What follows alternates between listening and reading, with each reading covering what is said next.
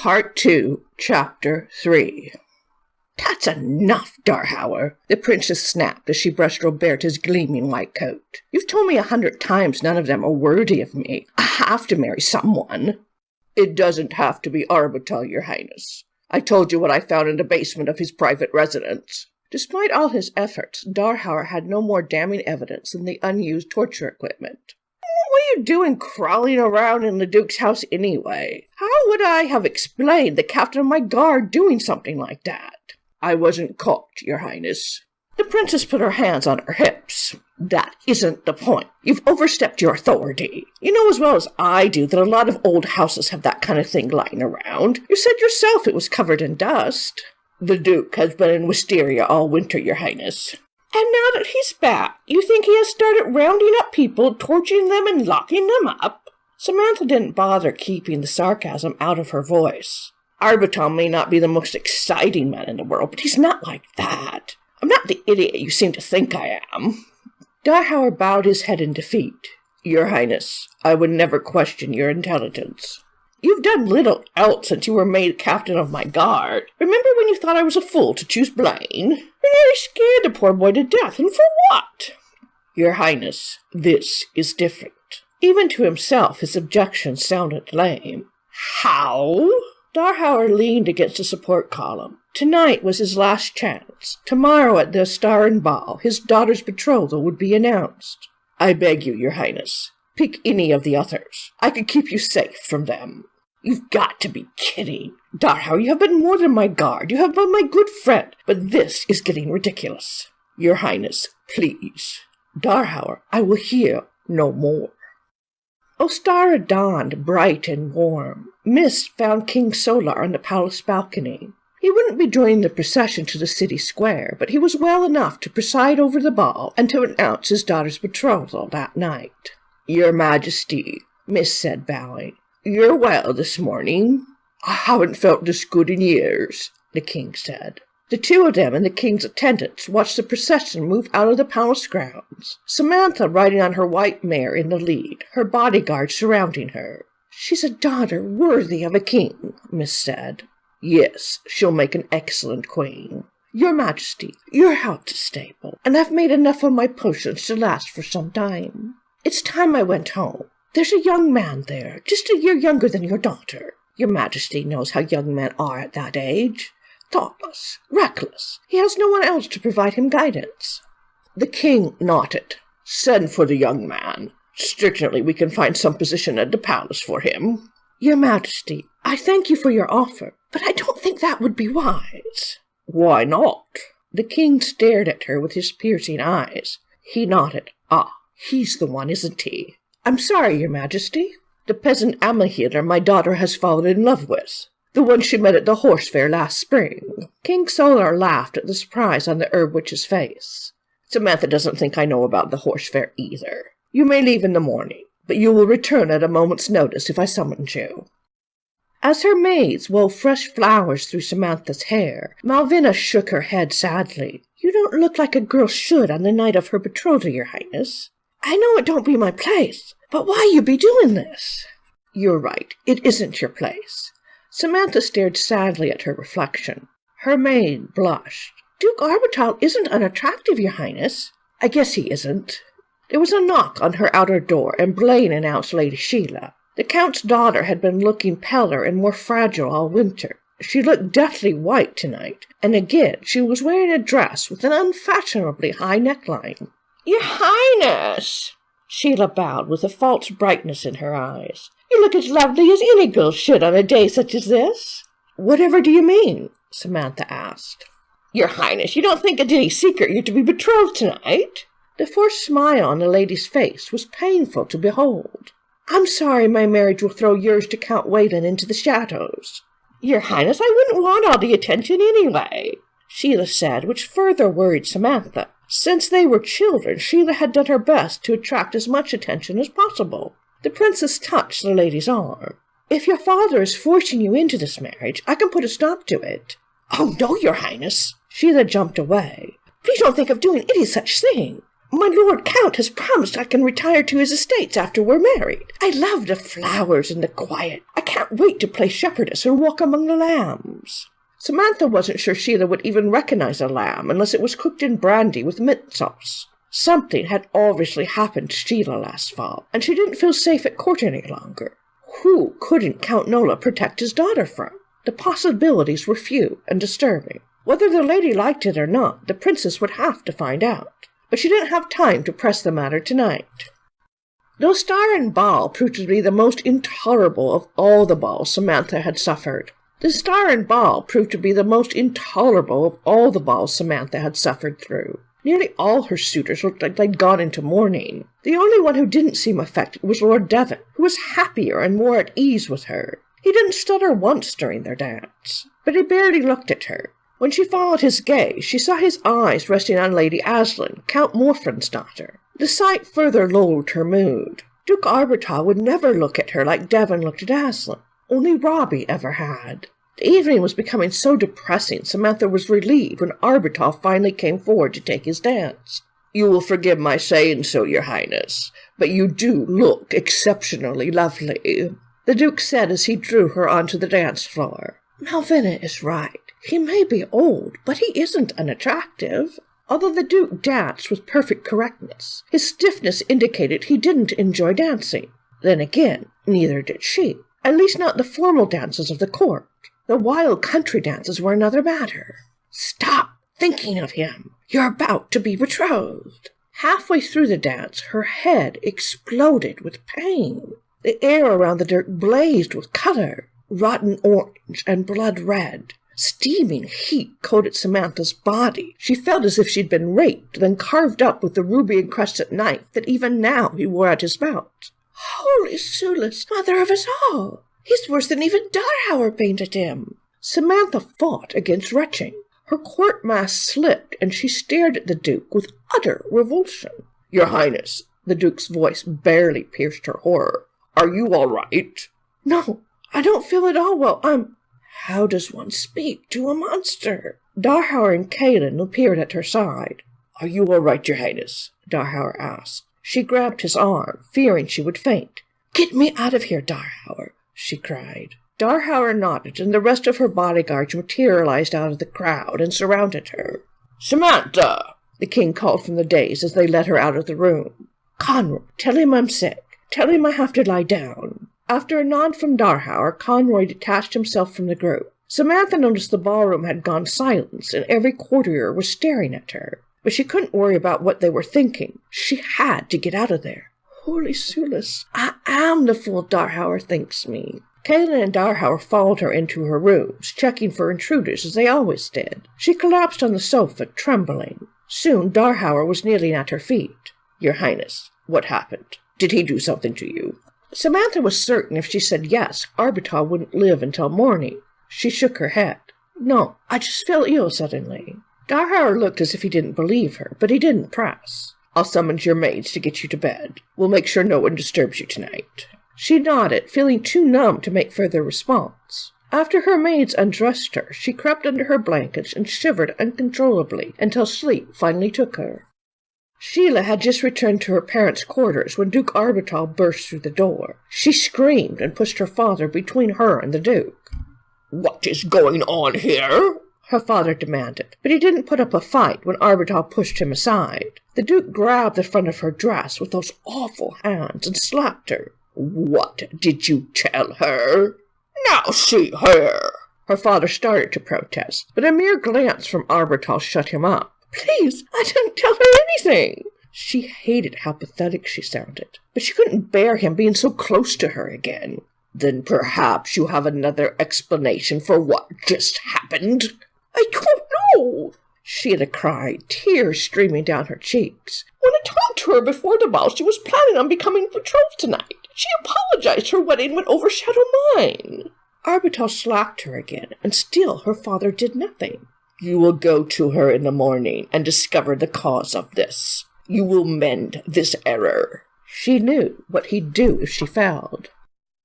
The high priest Sheila smiled when the servant reported Duke Arbuthnot was in the reception room, demanding to see him. "He has learned he has need of us, has he?" Tell him I'll be there momentarily." When he emerged into his reception room, Arbital was pacing like a caged panther. "You had the potion you spoke of?"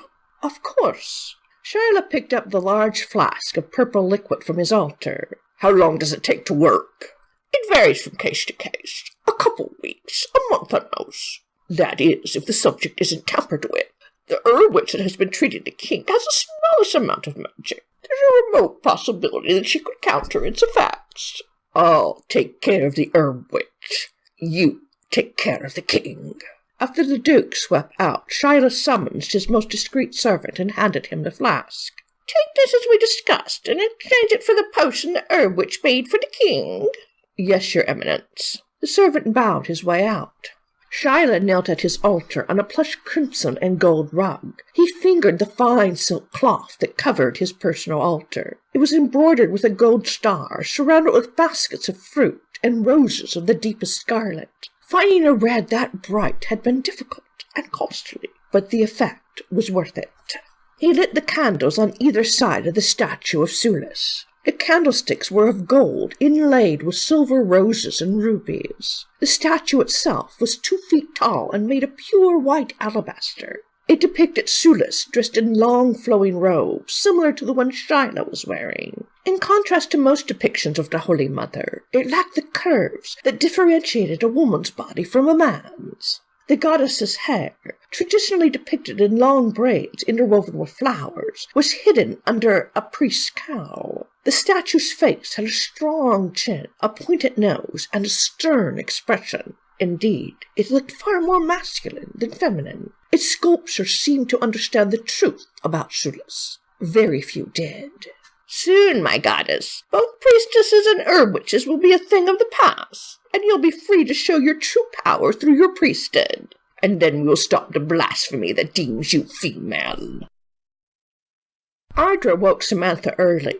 "I'm sorry, Your Highness, but His Majesty wants to see you at once." The princess groaned. Her head was pounding. Her maids offered compassionate glances as they helped her dress. When they'd finished, she was reluctant to leave the safety of her rooms. She turned to the painting of the Princess Danu. "Wish me luck." Danu's eyes seemed to sparkle with approval. When she emerged into the hallway, her entire bodyguard was waiting for her. "We're with you, Your Highness," Darhauer said, and she knew he didn't mean just physically. Still, she felt like a prisoner being escorted to her execution. They reached the king's quarters far too quickly. Gilroy let her know the king was expecting her in his reception room. Her bodyguards were forced to wait at the door, and Samantha entered alone to find her father glaring at her. So she bowed formally and didn't think it prudent to approach with the usual kiss on the cheek. "Good morning, father."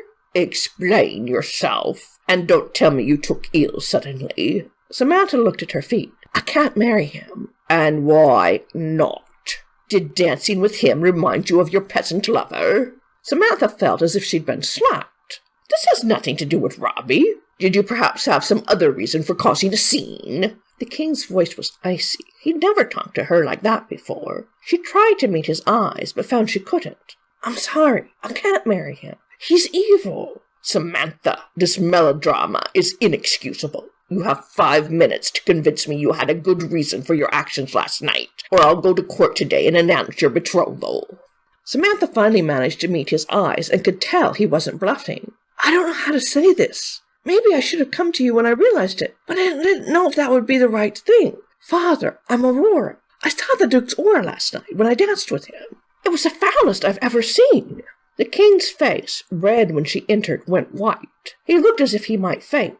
"Where in the 7 hells did you dig up this nonsense? Do you have any idea the danger of such a claim? What it could do to you, to the entire joined kingdoms? I forbid you to ever speak of it again." His eyes bored into her. "You are my daughter, and it is treason for you or anyone else to claim otherwise." "Father!"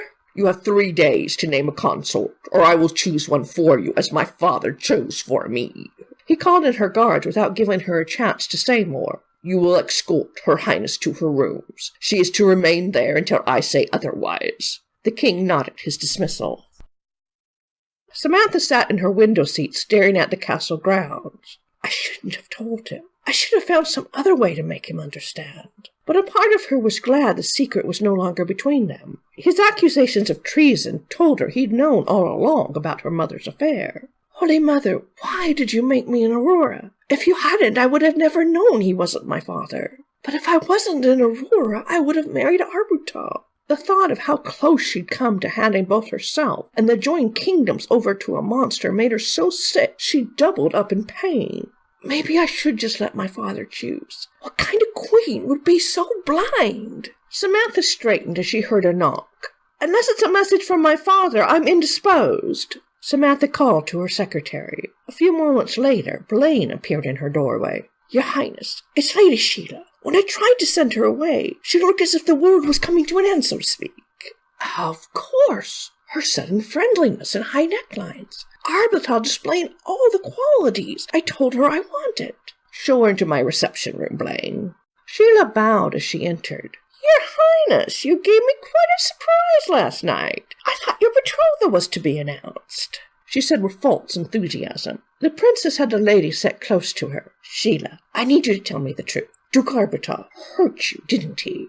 Sheila drew away, trembling visibly. Don't be afraid. Just tell me what happened. We can go to my father, and he can protect you. I haven't the slightest idea what you're talking about. The lady refused to meet her eyes and began twisting her dress between her fingers. Sheila, I know someone hurt you. I didn't know who until last night, but I've discovered what the Duke is like. Please, if you tell me the truth, I can help you. Are you some kind of witch? The lady fled. Which one of them would you recommend, Cadman? The king sank wearily into a chair, cursing Zulus for allowing this to happen. All his hopes for the last 18 years had rested on Samantha, the daughter he loved. He would allow nothing to threaten her now, not even Samantha herself. She had to get married as soon as possible, giving a strong man a vested interest in keeping her on the throne. The Chancellor shook his head. I must admit I'm puzzled. Has she given any reason for her sudden change of heart regarding Duke Arbutal? The king shook his head. This wasn't a secret he could trust even Cadman with. Cadman licked his lips. Your Majesty, I was watching the princess's face when she danced with Arbutal. 1 minute she seemed entirely calm. The next she was staring at Arbutal as if he'd suddenly morphed into a hideous creature. Cadman licked his lips again. I had a great aunt who never married, never had any children, but every now and then she'd get these flashes, sudden insights into a person's character. Solar gripped the arms of his chair tightly. What are you suggesting? He hoped he didn't have to have his longtime friend executed. Your Majesty, I love Her Highness like a daughter, and my loyalty to her is unwavering. I've kept the secret of her birth for nearly 19 years, and I have no intention of revealing it now. But I was with my father the day he found the stable groom with Fenella. The king closed his eyes. A stable groom, was it? I never asked. This does change things. Her Highness needs to be counseled on exercising more caution in regards to her ability, and she needs to marry as soon as possible. But given the circumstances, too strong a man could reduce her to a consort. I would recommend you consider Lord Devon. Devon himself cares far more about art than politics. But such is not true of his father. Sheen would do anything to see his line established on the throne. Then, once Her Highness's reign is secure, well, he's old enough to die from any number of things. Solar shook his head tiredly, and I thought I was ruthless. I will give Samantha the day to consider the matter and discuss Devon with her tomorrow. Devon might be a perfect fit for her in other ways as well. He was in love with Lady Aslan. Theirs could be a marriage in which they were both free to pursue a relationship with the one for whom they really cared. After Cadman left, Solar sank back into his chair. Things weren't as desperate as they'd first appeared. He could surely manipulate the situation to Samantha's advantage. If only he weren't so tired. He needed rest, a long sleep from which he'd never wake. But it couldn't go quite yet. The king rang for a servant. Fetch me the strengthening potion the herb witch left for me. Sheila paced her room frantically. She knows, and if the princess won't marry him, he'll think it's my fault. She says she can protect me, but nothing can stop him. Not the princess, not the king, nobody. Certainly not father. He cares far more about the lands the Duke promised him than he ever cared about me. Sheila fell to her knees beside her bed. She retched as she remembered the Duke inside her, using her like a common whore. Nothing would stop him from using her again. Unless... She tore the sheet off of her bed and began twisting it into a rope. Lord Devon watched the beautiful curves of Lady Aslan's backside as she bent to examine the painting he'd completed the day before. It was of a ship sailing out of the Mortagen harbor, heading for some distant land, a land without fathers and kings. The smell of paint was strong in the air, and his paints, brushes, and canvases littered the room. Aslan stood with her chin in her hand. "It's probably your best piece yet." "I was inspired by the princess's coming betrothal, which would free me to sail away from the Sulis cursed place." Devon put his arms around her waist and kissed the side of her neck. "Damn it, Aslan, why did she change her mind?" "You can't tell me you want that great horned toad as king." Devon pulled away. "Better him than me." "You'd willingly bow the knee to that gutter slime, that swamp goo-encrusted pile of toad shit? I told you what he did to Lady Sheila." Aslan's eyes flashed. When she got angry like this, it always set his groan on fire. She had the passion and strength he knew he lacked. "You also told me Lady Sheila denied it. Surely Arbital wouldn't rape another council member's daughter." "You think everyone's as pure as you are, my sweet boy." Aslan touched him gently. Devon laughed bitterly. "I know better than that." "Damn it, Aslan, don't you see? I thought once the princess's betrothal was announced, I might be able to open negotiations with Count Morfran for the hand of his amazingly beautiful, warm, and inviting daughter." He put his arms around her as he said this, and kissed his way up to her neck to nibble her ear. "Devon, my boy." Aslan sighed with pleasure. "It's a nice fantasy, and though Count Morfran would jump at a marriage of such advantage, my dowry is nowhere near large enough for the oldest son of his great pompous dukeship." "Aslan, what do I care about the size of your dowry?" Devon pulled away. "I will marry you, Aslan. We'll run away if we have to." Aslan ran her fingers through his hair. "It's sweet of you, but your father will cut you off without a dram if you marry without his permission." "We can live without money." "You know nothing of poverty. You despise me within a year. I love you too much to allow you to destroy yourself. You'll marry who your father commands, and the best I can hope for is to be your mistress." Aslan put her arms around him, but he held himself stiff. She stroked his cheek, and he bent towards her mouth. But as he tasted the sweetness of her lips, he heard footsteps pounding in the corridor. He swore quietly. "It's my father. You've got to hide, quickly." He grabbed her and shoved her into the closet. He just managed to get the door closed when Duke Sheen burst into his room without even the courtesy of knocking. "The goddess lives and guides us after all." Duke Sheen was nearly jumping up and down in excitement. "Arbital is furious, but the opportunity is ripe for you." Devon looked away. "Father, I've told you, I don't want to be king." "What you want doesn't matter. You'll waste yourself on this nonsense." He waved his hand at the paintings and canvases. "And that slut no longer." "I won't hear you speak of Lady Aslan that way." Duke Sheen raised an eyebrow. "Are you trying to convince me she hasn't warmed your bed, and that of half the court as well?" Devon clenched his fist tightly. Aslan was his, and his alone. "You will not defame her like this. I won't stand for it." "You'll stand for whatever I say you'll stand for. Your mother was a fool to ever allow you to waste your time on paints, and a worse fool for her kindness to Count Morfran's poor, talented daughter. I should have thrown the slut out of the house before she crossed the threshold. Her and your art master both. They've made you soft in the head. You had the chance to be king." Devon struggled to stop himself from trembling. "Despite what you may wish, the princess isn't foolish enough to marry me. She's a woman for Sulis' sake, and can be led into marrying an incompetent imbecile if you put forth the smallest amount of effort. The day the princess's betrothal to someone else is announced, I'll consign the entire lot to the fire." He gestured towards Devon's paintings. "You wouldn't!" Devon protested, knowing full well his father would. Devon had seen some of his best work go up in flames, or cut to pieces by his father's sword. "And if I catch you with that slut again, I'll have you both stripped and beaten raw." The Duke swept out of the room. Devon collapsed into a chair as Aslan emerged from his closet. "Aslan, what am I to do?" She put her hands on his shoulders. "You'll do as your father commands." "You would see me in another woman's bed?" "Before I'd see you destroyed, yes.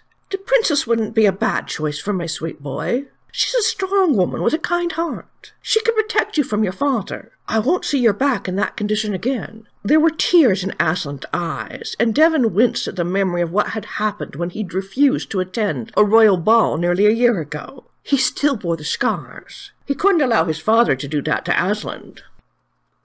Is the herb witch confined as I ordered? Arbutal asked as Hearn returned to his brother's room in the palace. Yes, your grace. Things have gone more smoothly than I thought possible. The herb witch had the king's leave to depart this morning. She won't be missed. Good. Arbutal smiled in the way he always did when someone was about to die. If you wanted to kill the princess, how would you do it? Hearn's hand twitched against his leg. He needed some papaw leaves, but he'd been too busy with the herb witch to visit his supplier.